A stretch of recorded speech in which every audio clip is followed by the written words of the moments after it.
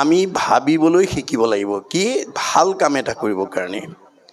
অৰ্জুনক কৈছে কৰ্মাণি অধিকাৰ অস্তি মা ফল কদাচন।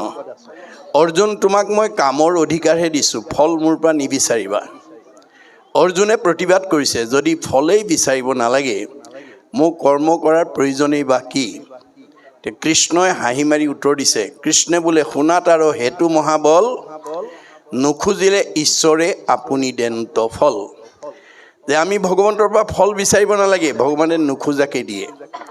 নুখোজাকে দিয়া বোলে হয় প্ৰমাণ যেন আতি শিশু চোৱা ভক্ষ নোখোজয় তথাপিতো স্নেহে থাকি মাতৃস্তন দে।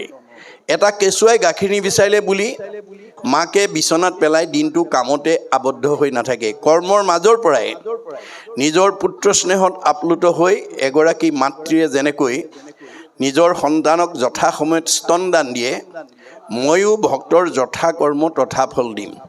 মাত্ৰ তুমি কৰ্মটো নিৰ্বাচন কৰিবলৈ শিকিবা। বোলে কৰ্ম কি?